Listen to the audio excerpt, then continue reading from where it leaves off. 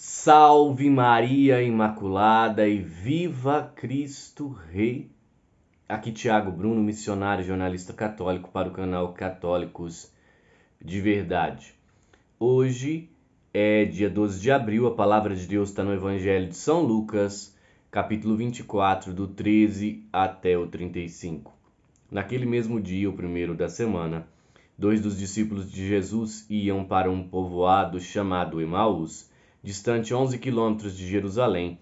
Conversavam sobre todas as coisas que tinham acontecido. Enquanto conversavam e discutiam, o próprio Jesus se aproximou e começou a caminhar com eles. Os discípulos, porém, estavam como que cegos, não o reconheceram. Então Jesus perguntou: Que ides conversando pelo caminho? Eles pararam com o rosto triste. Um deles, chamado Cleofas, lhe disse: Tu és o único peregrino em Jerusalém que não sabe o que aconteceu nos últimos dias? Ele perguntou: O que foi? Os discípulos responderam: O que aconteceu com Jesus, o Nazareno, que foi profeta poderoso em obras e palavras, diante de Deus e diante de todo o povo? Nossos sumos sacerdotes e nossos chefes o entregaram para ser condenado à morte e o crucificaram. Nós esperávamos que ele fosse libertar Israel, mas, apesar de tudo isso, já faz 3 dias que todas essas coisas aconteceram. É verdade que algumas mulheres do nosso grupo nos deram um susto.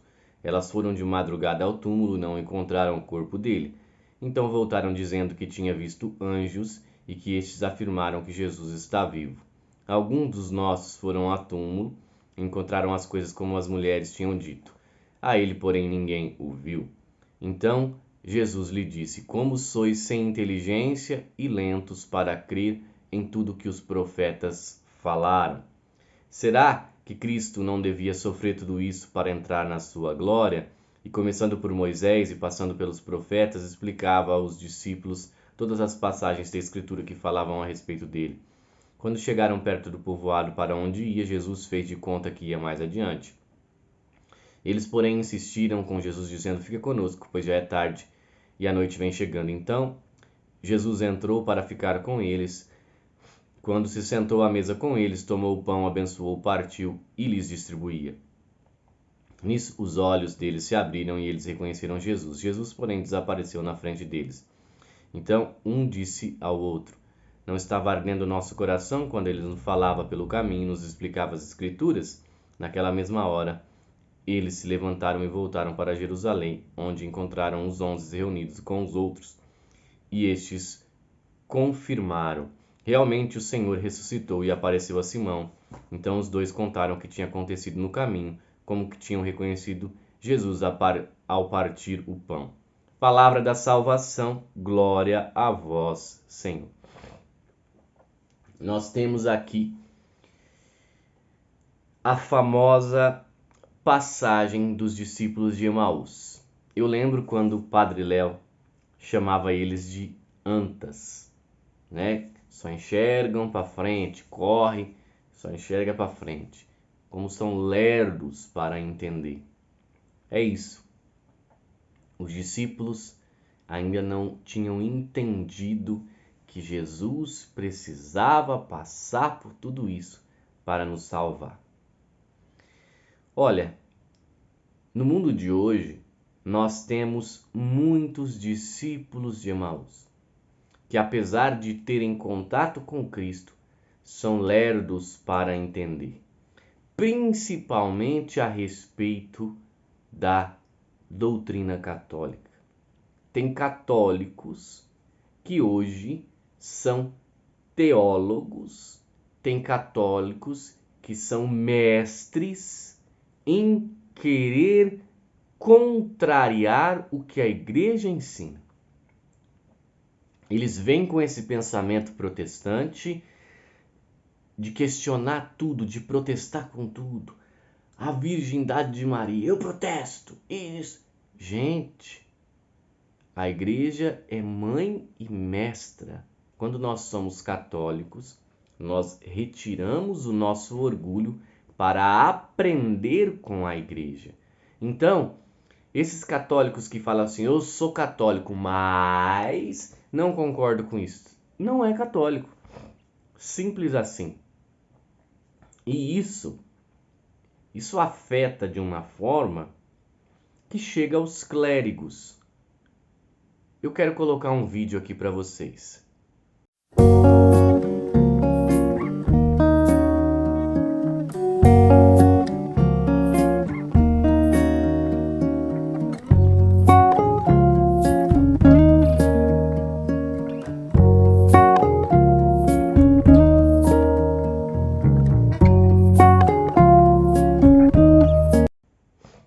Vocês viram? Ministros extraordinários da Sagrada Comunhão, que são muitas vezes que a igreja utiliza para levar comunhão aos enfermos. Lembremos bem que o serviço de um ministro extraordinário da Sagrada Comunhão não é servir o altar, distribuir comunhão nas missas, não. É levar comunhão para aqueles que não podem ir à missa.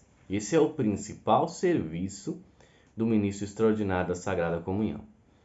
Mas com fantasias de coelhinho da Páscoa? Gente, que é isso? Qual é o sentido? Coelho da Páscoa não tem nada a ver com Páscoa, não tem nada a ver com Cristo, sabe? Aí ensinam isso na catequese, colocam isso na missa.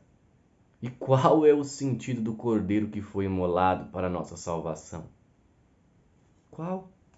Se perde totalmente o sentido. Aonde essas pessoas estão com a cabeça, o padre, os próprios ministros, de entrar com essa apresentação? Não tem justificativa. Independente se foi nesse ano, se foi em outro ano, se foi há 10 anos, independente o ano, não tem justificativa que se traga símbolos de coelho dentro da Santa Missa, onde o cordeiro imolado, Jesus, foi sacrificado para a nossa salvação. Gente, o tempo pascal é o tempo mais importante da igreja. Nós temos que ensinar a respeito de Cristo, da ressurreição de Cristo. Nada de coelho, nada de ovo de Páscoa, nada de que não seja a fé verdadeira. Aí a criança ou os próprios adultos vão e acham que o salvador da vida deles é o coelho.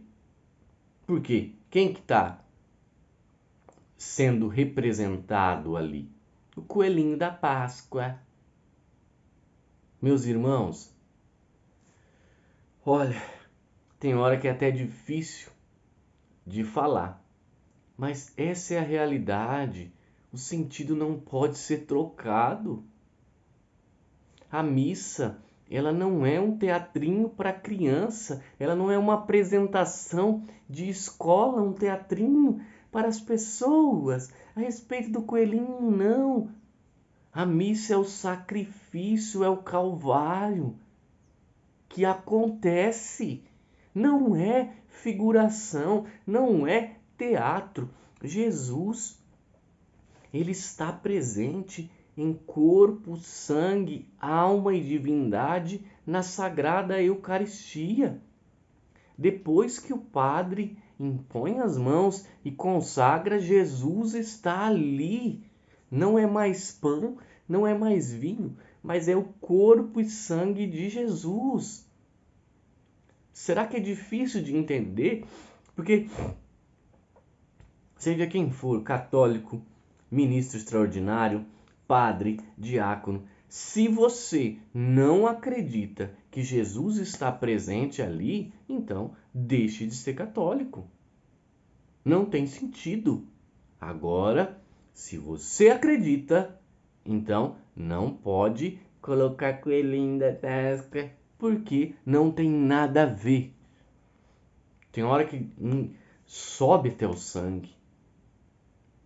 Então, que nós possamos meditar verdadeiramente o sentido da ressurreição de Cristo que se deu para nos salvar. Salve Maria Imaculada, viva Cristo Rei. Um beijo grande dentro do seu coração.